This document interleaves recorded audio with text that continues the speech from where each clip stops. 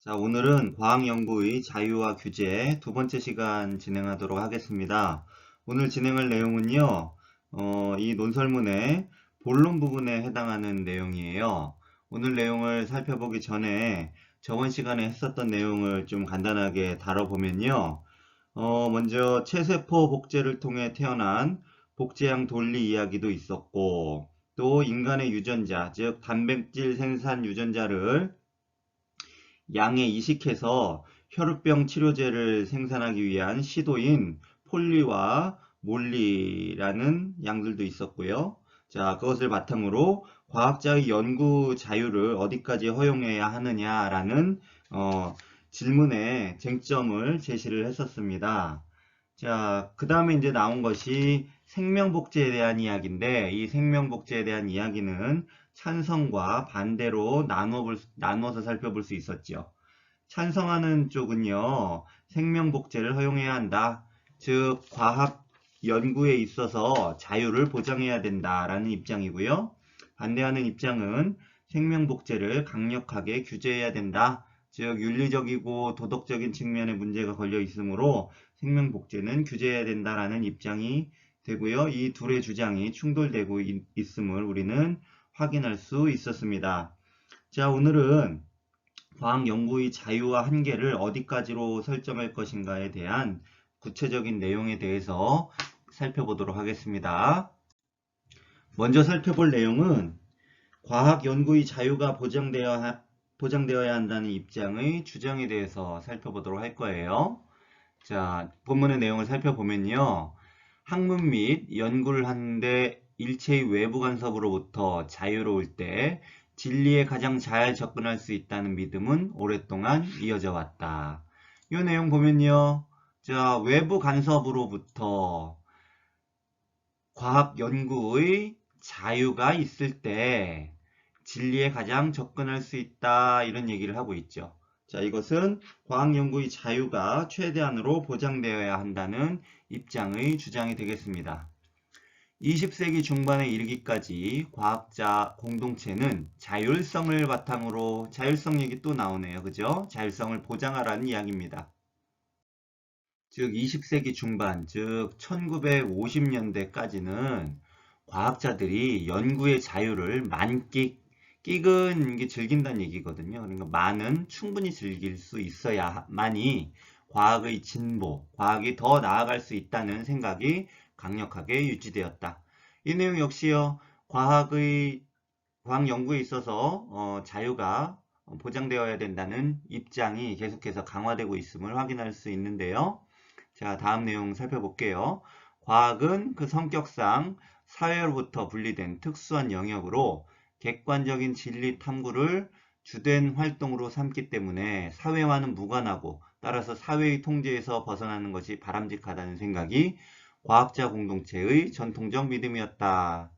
이 내용은 이렇게 이해하면 될 것 같아요. 즉, 과학은 가치 판단과 무관한 내용이기 때문에 사회의 통제, 즉 사회의 통제라는 것은 가치 판단이 들어간 것이죠. 그 가치 판단이 들어간 사회의 통제에서 벗어나는 것이 보다 진리에 접근할 수 있는 방법이고 그것이 과학에 대한 접근법이다라고 과학자들이 생각했었다는 이야기예요. 그래서 그 당시에는 이러한 생각이 점차 확산이 되고 2차 세계대전이라는 사건을 거치면서 이것이 과학사회 전체에 어떤 계약이 될 정도로 광범위한 인식체계가 되었다라는 내용을 본문에서 서술을 하고 있습니다. 계약이 맺어진다. 즉 사회 계약이 맺어졌다는 거예요. 사회와 과학 연구 간에 사회 계약이 맺어졌다. 자, 여기서부터 이제 국가가 과학계에 어떻게 해주겠다라는 내용이 이제 나옵니다. 국가는 과학이 사회의 기간이라는 것은 사회의 기초가 되는 그런 부분, 그런 농업, 의료, 군사, 농업이나 의료나 군사 이런 것들은 사회를 유지하는 데 필수적으로 필요한 기반 산업이 되겠죠. 자, 이런 부분의 성장, 즉 전반적으로 공공의 이익의 극대화에 기여할 것을 기대하며, 즉 과학계가 과학 연구를 통해서 농업, 의료, 군사 이런 기초적인 분야에 대해서 공공이익을 극대화해 줄 것을 기대하면서 과학에 지원을 해주게 된 거예요. 그리고 과학자 공동체의 자율성을 존중해주는 정책을 취하기로 한 것이다. 자, 이것은요, 1차 사회계약에서 국가가 약속한 내용이 되겠죠. 자, 이를 과학과 사회 사이의 1차 사회계약이라 할 수 있다. 그럼 여러분들은 1차 사회계약의 내용을 좀 요약할 수 있어야 되겠습니다. 1차 사회계약의 내용은요, 자, 국가가 사회의 기간 산업인 농업, 의료, 군사 부분의 성장을 시켜주고 국가는 이러한 대가로 과학에 지원을 해주고 자율성을 존중해준다. 이것이 바로 1차 사회계약의 중요한 내용이라고 할 수 있겠습니다.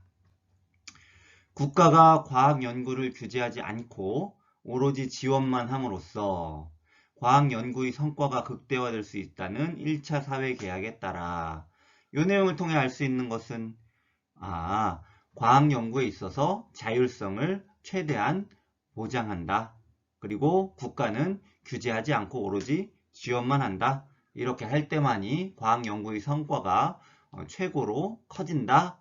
라는 믿음이 있었던 거예요. 그 당시에는.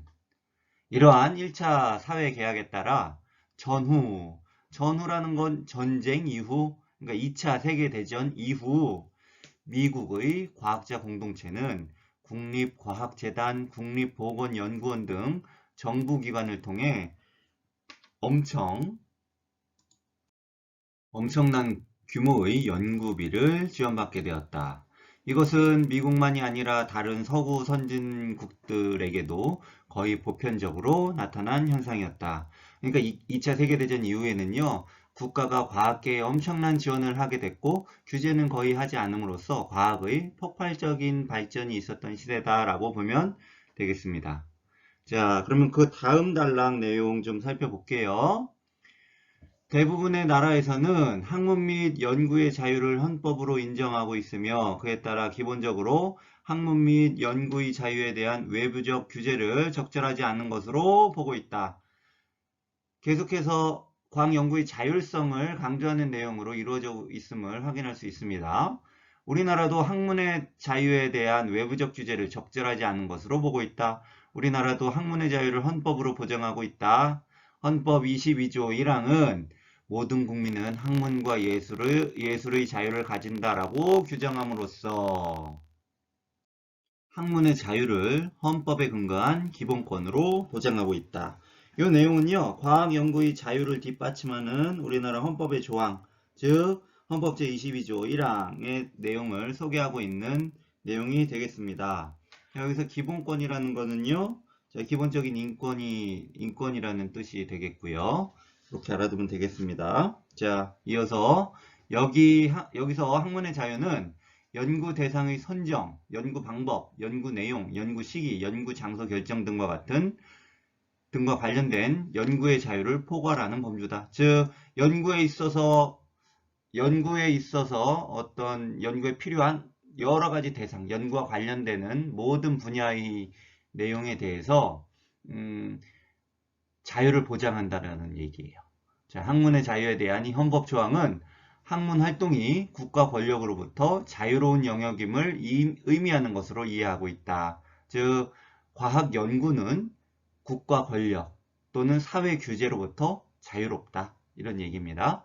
왜냐하면 학문 활동이란 기본적으로 인간 정신의 자유로운 추구를 기반으로 하므로 학문을 수행하는 개인의 인격적이고 자율적인 책임을 핵심으로 하고 있기 때문이다. 이런 내용이 되겠습니다. 여기까지 살펴본 내용은요, 과학연구의 자율성에 대한 부분이에요. 과학연구의 자율성을 보장받기 위해서는 사회가 과학연구에 어떤 규제를 가하거나 아니면 국가 권력이 학문활동을 규제한다거나 하는 것들은 있어서는 안 되겠죠.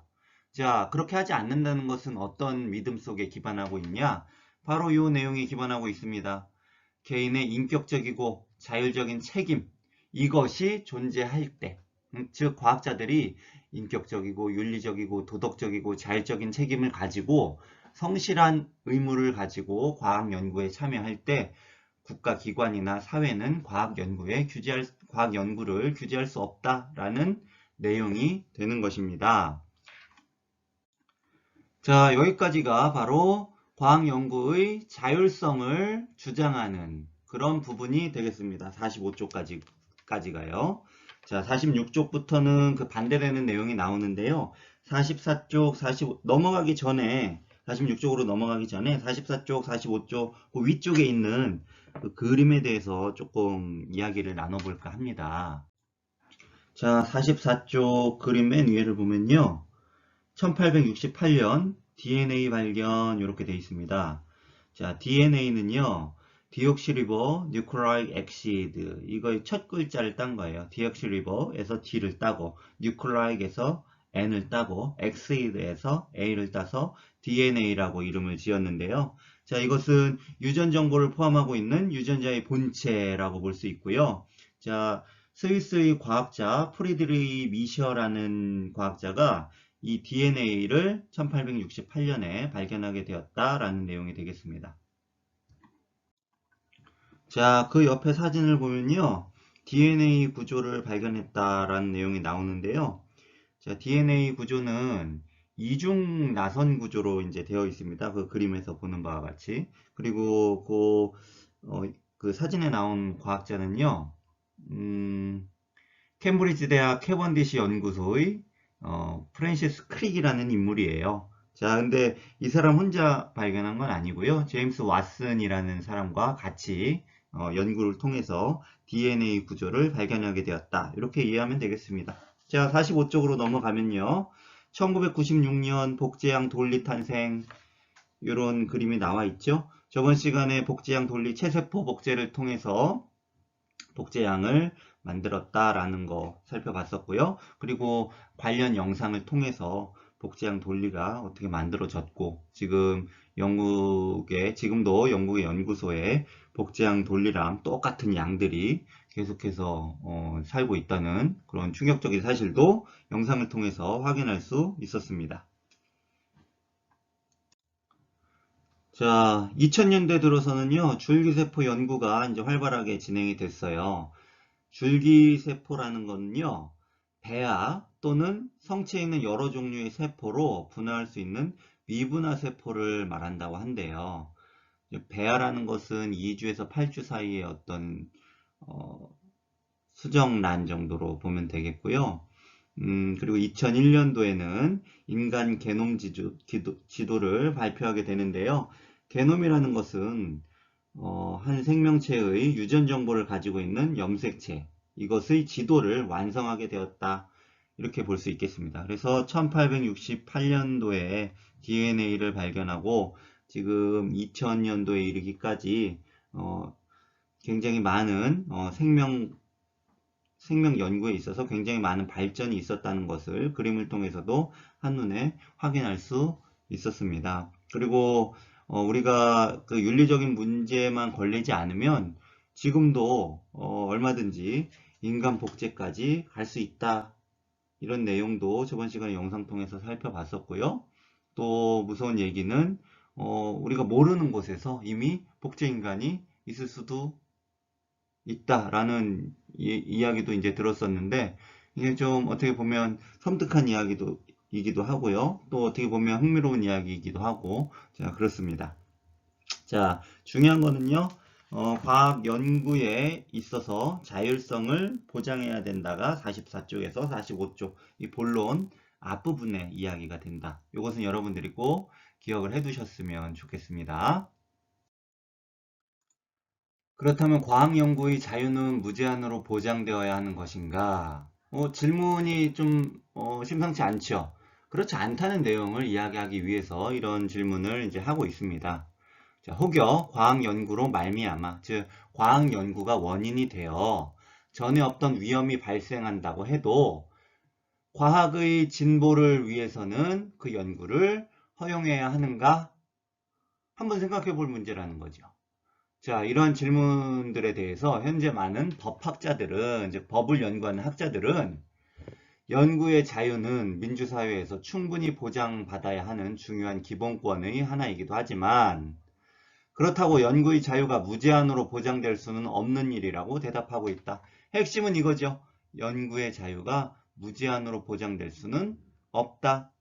즉, 연구의 자유는 무제한으로 보장되는 것이 아니라 다른 어떤 가치와 충돌될 때는 규제를 받을 수 있다. 이런 내용이 서술되고 있는 겁니다. 즉, 연구의 자유라는 가치는 다른 모든 가치들을 희생하면서까지 보장되어야 하는 절대적 가치는 아니라는 것이다. 자, 이 내용은요, 뒤에서 나오겠지만, 인간의 존엄에 과학 연구가 위배가 될 때는, 과학 연구의 자유가 보장되지 않을 수도 있다, 이런 얘기예요. 즉, 지금 이 페이지에서 다룬 내용은요, 과학 연구의 자유가 무제한으로 보장될 수는 없다고 주장하는 그런 내용이 되겠습니다. 즉, 연구의 자유도 생명, 신체, 자기 결정권, 인간의 존엄에 위배되지 않는 한도 내에서 보장되어야 한다라는 내용이고요. 이러한 점에서 과학 연구는 내재적 한계를 지니고 있다라는 내용입니다. 즉, 과학 연구의 자유를 무제한적으로 보장할 수 있는 것이 아니라 생명이나 신체나 자기 결정권이나 인간의 존엄에 배치가 된다면 위배라는 것은요.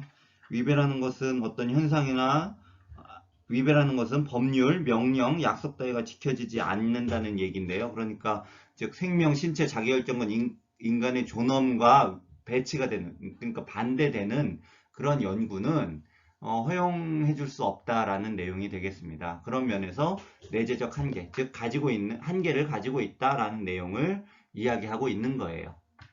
즉 과학 연구에 있어서 규제가 필요하다는 입장이 되겠죠. 자, 그럼 이런 과학 연구에 대한 규제가 필요하다는 주장은 어떻게 해서 생기게 되었을까요? 자, 너희 세계 2차 대전에서 일본이 패망하는 과정을 보면 일본이 먼저 진주만을 공습하게 되고 미국이 이제 그에 대한 대응을 하게 되면서 이제 최종적으로는 히로시마와 나가사키에 이제 원자폭탄을 이제 투하하게 되고 일본이 이제 무조건 항복을 하게 되죠.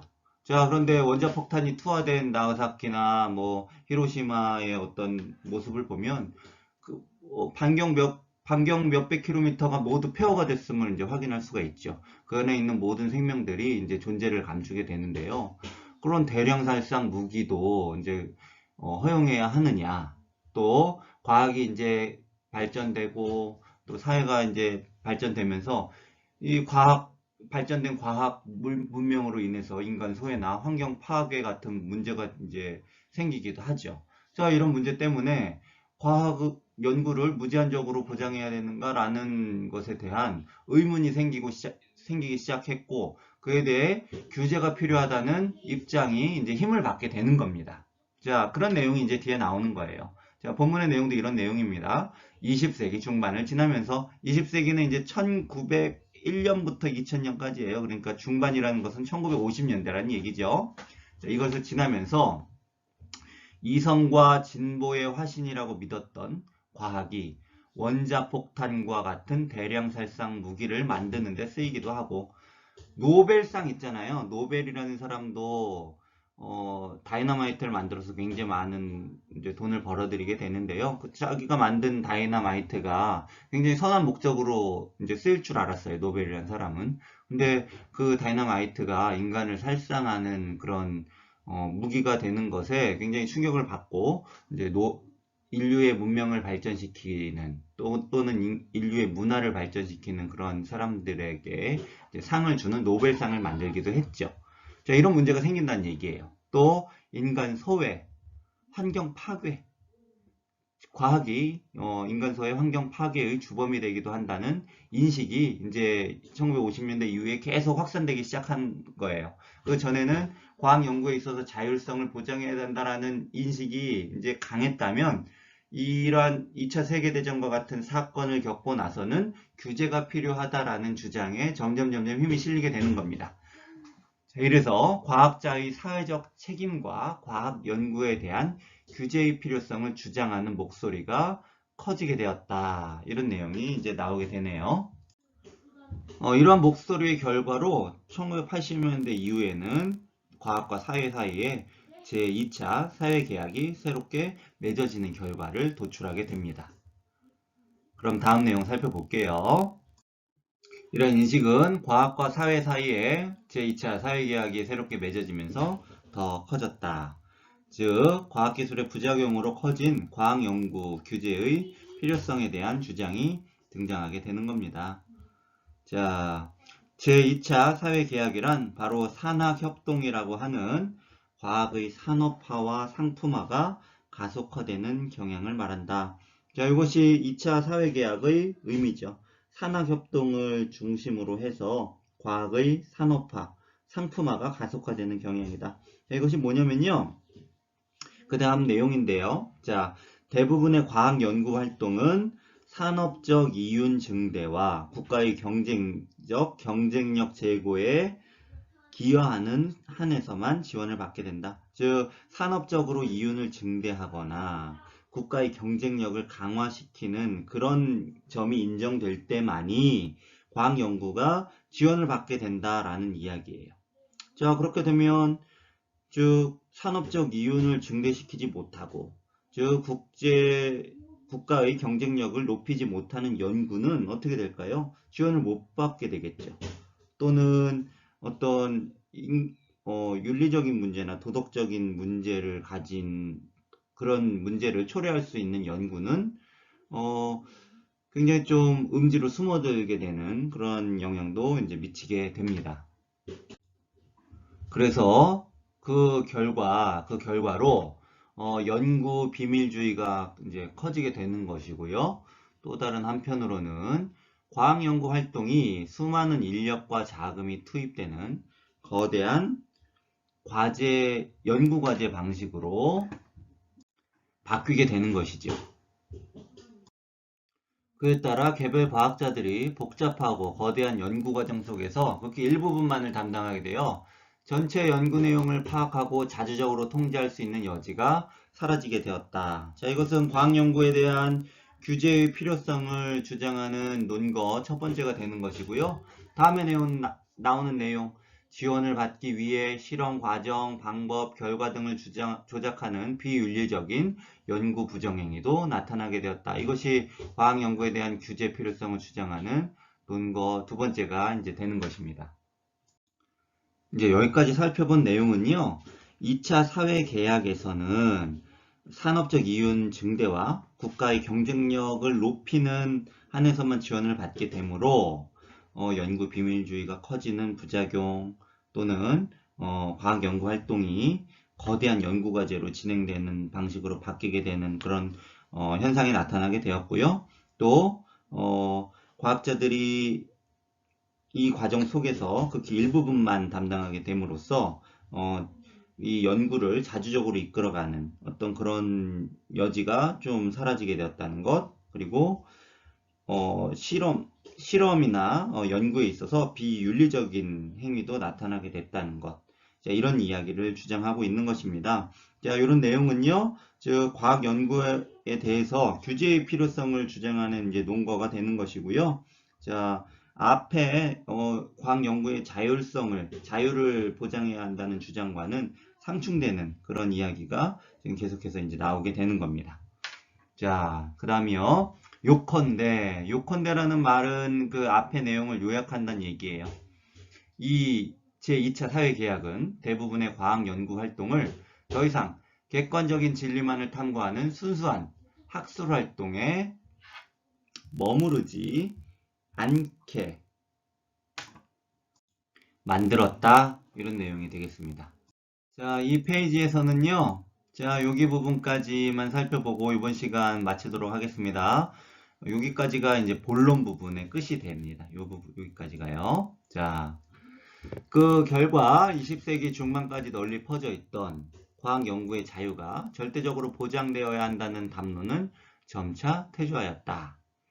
즉, 과학 연구의 자유를 보장해야 된다는 그런 이야기는 점점 퇴조하면서 과학 연구에도 규제가 필요하다라는 이야기를 하고 있는 겁니다. 그리고 과학 연구의 자유가 중요하기는 하지만 과학 연구도 경우에 따라서는 규제되어야 하며 과학 연구가 규제되어야 될 필요성은 아까 어떻게 얘기했죠? 자, 생명이나 신체, 자기결정권, 인간의 존엄에 위배되는 것이라면 규제가 필요하다라는 이야기를 했었죠.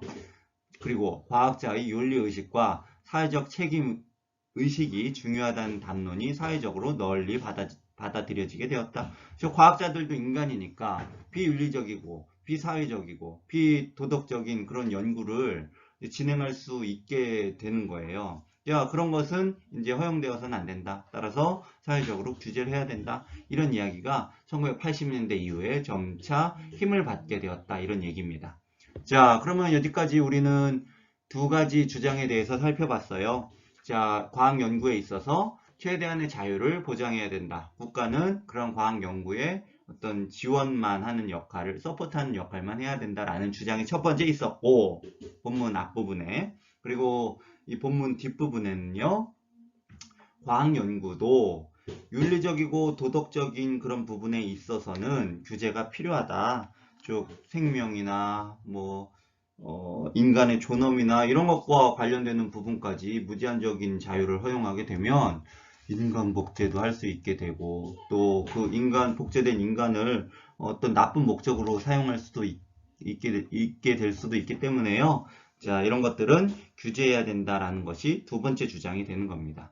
자, 이 두 주장은 서로 이제 반대되는 주장이 되는 것이죠. 그래서 이 단어는 원래 우리가 이제 학교에서 배우게 되면 토론 주제로 굉장히 많이 널리 활용할 수가 있고요. 우리가 학교에 나왔으면 서로 토론하는 방식으로 수업을 진행할 수도 있었을 거예요. 자, 그리고 여러분이 유튜브나 아니면 네이버 이런 데 찾아봐도 이 주제를 가지고 토론 활동, 토론 수업을 진행한 그런 영상들이 굉장히 많이 나와 있게 되거든요. 근데 우리는 이제 온라인으로 수업을 하다 보니까 이제 중요한 내용만 이제 다루게 됐고요. 여러분이 알아야 될 것은 그 주장 두 가지, 그리고 각각의 주장에 대한 근거들, 이런 것들은 여러분이 정리를 해둘 수 있어야 되겠죠. 자, 이 서론, 본론, 결론에서 이제 이번 시간은 본론 부분에 대해서 이제 살펴봤고요. 다음 시간은 이제 결론 부분과 내용 정리, 그리고 학습 활동까지 그렇게 진행하도록 하겠습니다. 자, 오늘 두 번째 시간 수고 많으셨어요.